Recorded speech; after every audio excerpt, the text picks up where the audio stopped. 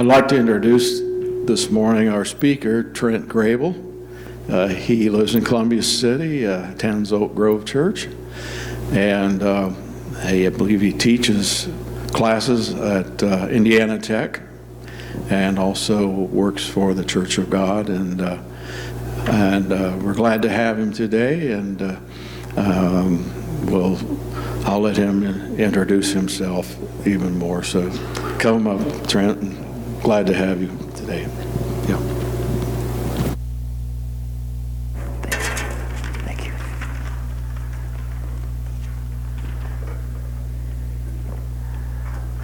Good morning.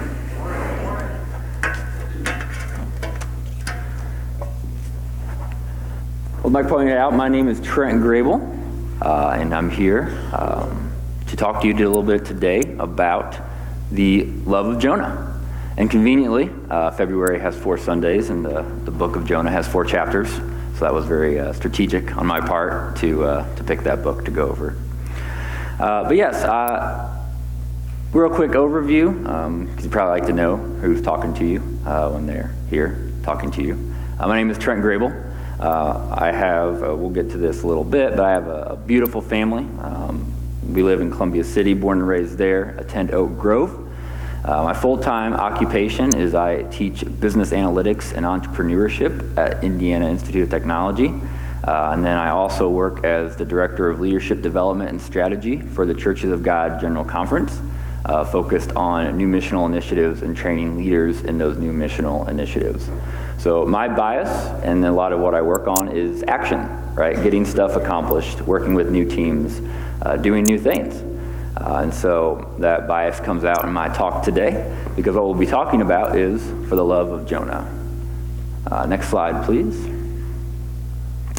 So what I wanted to look at this week is, and all of our weeks together, is how can we learn to love by looking at how Jonah loved, or the lack of love that Jonah had for the people of Nineveh.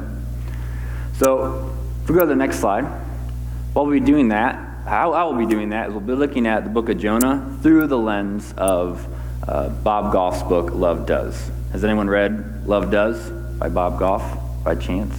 That's all right. Well, I'm going to sound so smart then, because you won't have heard any of this stuff before. But Bob Goff's book is essentially a whimsical look at what love means, what it means to love. And it's amply titled, Love Does, right? And so it's just chapters of stories and insights about taking action to love people. And so what we're going to be doing is going to be using that book, Love Does, and the concept of Love Does, to look at how Jonah, what lessons we can learn from Jonah, and how his lack of love for the people of Nineveh caused him to get in all kinds of messy situations. Next slide, please. So this is our overview. Again, I work in higher ed, so we're kind of used to this idea of giving you an overview, the syllabus, right, for our time together here. Next slide, please. So we're going over the escape, right? So chapter 1 of the book of Jonah is all about Jonah trying to get out of there, right? No thanks. And then, fleeing or attempting to flee, right? We all know how that works out for him. Next slide, please. Oh, how did that get in there? I'm kidding, that was on purpose. So that's my family, and I know that probably the most important thing of anything about your speaker is their kids, because I know that, I am the 6 of us, so I'm 6 important now. Whenever we go to family gatherings or events, it's always, how are the kids, where are the kids, oh, and thanks for bringing them here, chauffeur, we'll see you later, right? That's pretty much how it goes. So that is my beautiful family. Beautiful Kayla is actually volunteering in the nursery at Oak Grove today, so we had a little conflict there, but they should be joining us here in the future. But that's the 6 of us. That was our Halloween costume party. We went as all the insurance characters. That was a pretty fun little event there. Miss Mia right there in the middle in the yellow really enjoyed her costume. She still carries around that emu for that insurance. Anyway, next slide, please. So what we're going to do, you're all pretty familiar, I'm assuming, with the story of Jonah, right? God calls him to the city of Nineveh. He says no, gets eaten by a fish, prays, semi-repents, says, I'll go to Nineveh, goes to Nineveh, and then it gets sad when God doesn't destroy it, right? Kind of a depressing story, and that's kind of how it ends, right? If you remember, it just ends. Jonah's depressed. God's like, why are you pouting? Why are you throwing a tantrum? And then it ends, right? Kind of a depressing ending, but we can still take some lessons from that story here. So the first lesson I want to talk about, and this is my formatting error, but if you see really small in the blue, it says be willing. And so the first lesson that we can take from Jonah is be willing. And the verse we have up here, Jonah 1:1-3, is basically Jonah's call, right? The book of Jonah starts out with, Jonah, I want you to do something. I want you to go to a certain place. And then what's the first thing Jonah says? Not that. The opposite of that, right? So the lesson here, and this is again my higher ed self coming out. On the left we have our Jonah passages, on the right we have our tenet, right? Our love does tenet. Very structured. I know I've been brainwashed in higher ed. But if you want to follow along, that's how it's going to look. And so we have Jonah's story. God calls him to do something. Jonah says, no thanks, runs away. And then on the right, we have Bob Goff's tenet, which is I used to think had to be special for God to use me. But now I know you simply need to say yes. So the lesson here is that Jonah didn't say yes, right? He said no. He very passionately said no, thank you at all. I don't want to do that. And so there's other stories in the Bible that we can look at that are very similar, right? And one of my favorite stories is that of Caleb, when Israel is taking back the promised land. And during that part in Joshua, everyone else they've gotten enough land, and the rest of the tribes are they're considering just giving up, right? They haven't taken over all the land that God had promised them. They've taken over a good chunk of it, and then they're like, good enough. Let's just divide out what we have and call it a day. And Caleb, he took a different path. He said, no, I'm pretty old at this point, but I'm just as strong today as when we first started taking over the land of Israel. And that land over there, God promised us that land too. And so if it's all right with y'all, I'm going to go take that. And so Caleb believed that God when he said, this is all of your land. When everyone else was good, and said, it's good enough, right? We have enough. We can split it up. I know that, we kind of said this was yours, but we kind of want some too, because we don't have to go work for more.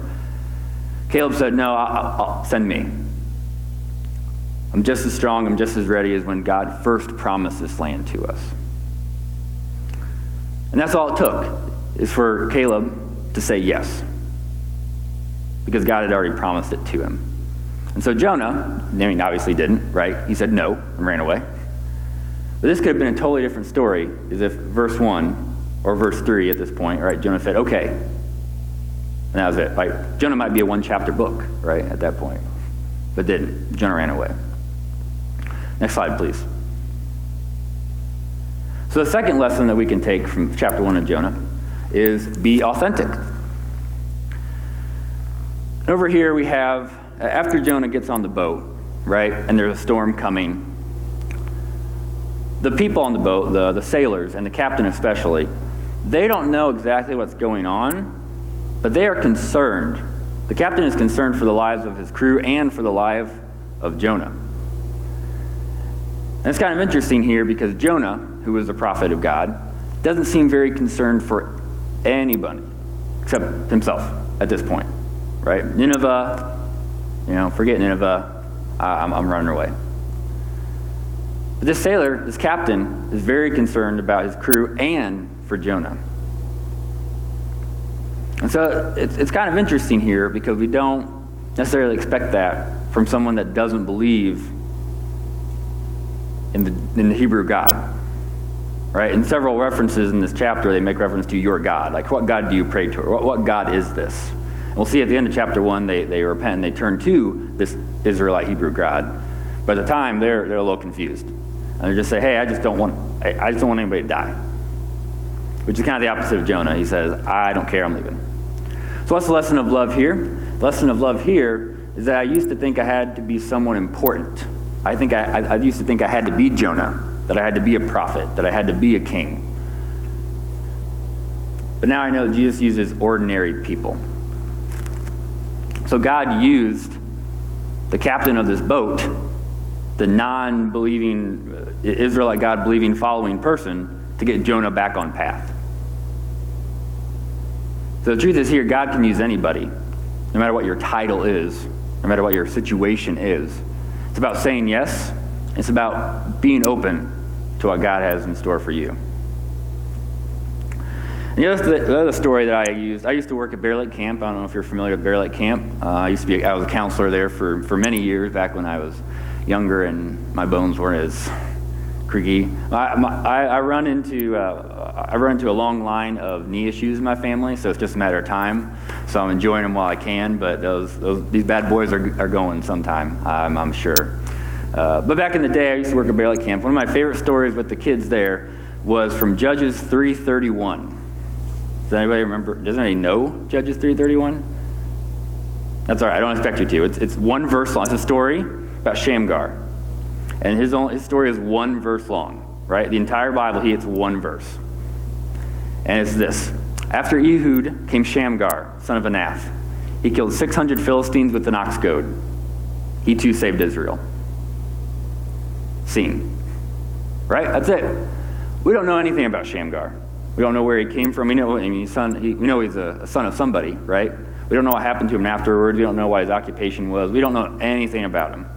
We just know that in a time of desperate need for Israel, he was used by God and saved them. And an ox goad, I don't know if you're familiar, an ox goad is basically just a stick and a nail sticking out of it, right? So this is not a military weapon. This is a goat herding device, right? And it's not even an effective one. It just kind of pokes them in the back legs, and they kind of get annoyed and they move, right? And that's it. That's what an ox goad is.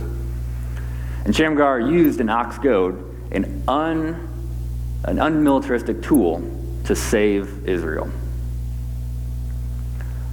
So it's not about finding the right tool. It's not about having the right title. It's not about being in the right place. It's about being in, or at least as far as we're concerned, right? It's about being in the right place, the right tool, the right opportunity for whatever God has in store for you, right? In this case, God used a non-believing ship captain to try to get Jonah back on path. Last slide, please. So last one is be strategic. In the story of Jonah, at the end of chapter 1, what we're looking at here is Jonah admits, he comes clean. He says, I'm running from my God, and I think you need to throw me overboard. And the ship captain and the crew is like, nah, we don't want to do that. We don't want to do that. We'll fight this storm. And they fight it, and then what happens? They overcome it. No, I'm kidding. They don't, right? It just gets worse. And so by the end, they're like, okay, yeah, you're right. They pray a prayer. They're like, God, we're sorry. Don't put this on us. They throw him overboard. And then at the end of chapter 1, it's a beautiful picture of this crew repenting and turning to God. So the fun thing here is that God used this ship crew to put Jonah back on his path. But God also used Jonah in his rebelliousness to reclaim these people on the ship. So God is using all kinds of opportunities to get people where they need to be. So that kind of goes back to our last point. But the point here is be strategic. Why is it important to be strategic? It's important to be strategic because you're going to be presented with a lot of opportunities that say you have to pick A or you have to pick B. And that is a logical fallacy, right? It's called a false dilemma. And in actuality, it said, no, I don't actually have to pick either of those.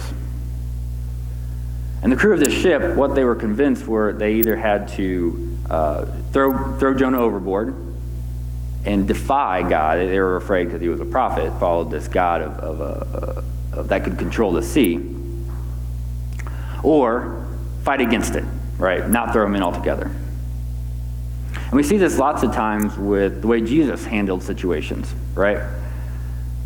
When the Pharisees would come up to him and they would say, hey, who owns this gold coin? Remember that story? Who owns this gold coin? What should we do with this gold? And Jesus would say, we'll give to Caesar what's Caesar's and God what's God. right? And so even though he's presented with this false dilemma, he says, no, this is the real path. This is the real answer. I know what you're thinking is between these two odds. But really, there's a third way, which is God's way. Or in the situation where we have Jesus being tempted in the desert, right? Satan uses Scripture to tempt Jesus. And so it would be really easy to say, well, he uses Scripture, so he's right? But Jesus says, well, you're taking it out of context, right? This is not a yes, follow this, or don't follow this. It's, I am already following this. You just manipulated that situation. So in loving people, we need to be strategic. We were given false dilemmas of, well, do we love someone this way, or do we love this way? Maybe it's not that easy. When we say, does this person need, do they need a particular venue? Do they need food? Do they need a winter coat? Or do they need to, be strong and do it themselves? Right? Do we give them fish, or do they teach them to fish? And sometimes it's both. Sometimes it's situational, right? Sometimes it's, well, they need fish right now, but then long term we might want to teach them to fish. And so we don't want to get stuck in these false dilemmas where we say we either love people this way or not. Like, well, love is strategic. Because as Bob Goff points out, I used to think I needed to pick a side, but now I realize I need to pick my fights.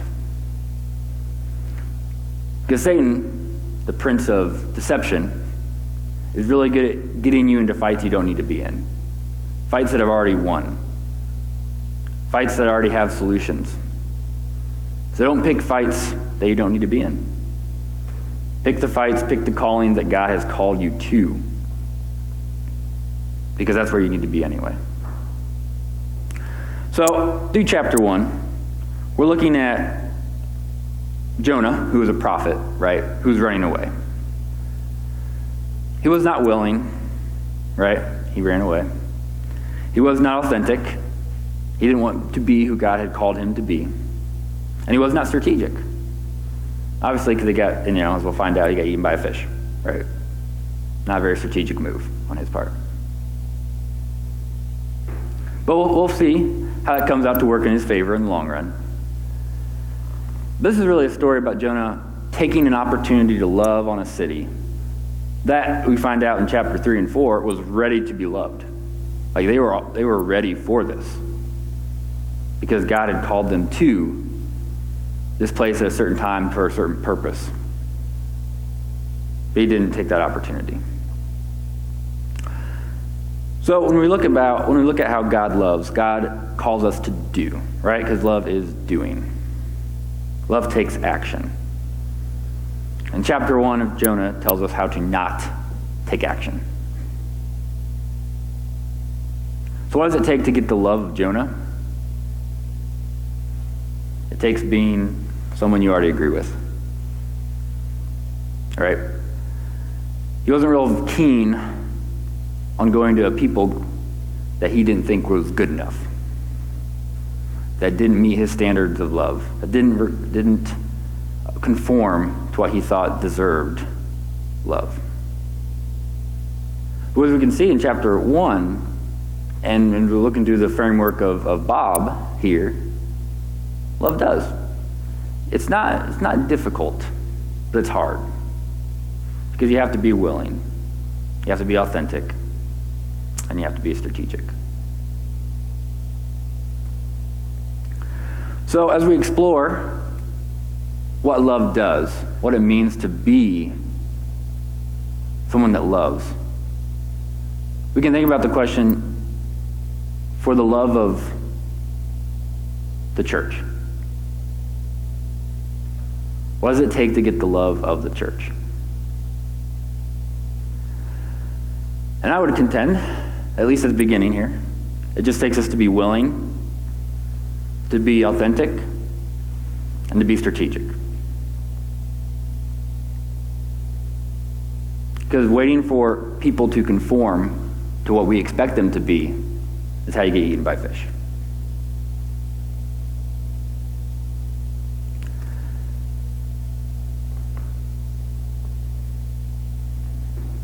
So, I'm going to end our time together, and it's a pretty quick talk. I realize that. I didn't know how long this usually goes, so if you're like, Trent, this is way too short, you can tell me afterwards, and I can make it longer later.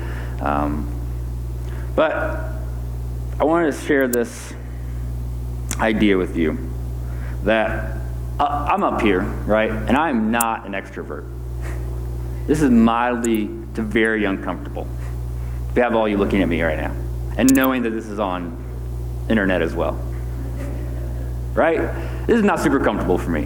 While some people grew up wanting to be the center stage, the star of the show, I grew up wanting to be the backstage manager, right? That's my dream. To help run things from behind the scenes. But sometimes it's beneficial to say, I'll be used in how I can best be used for the given situation.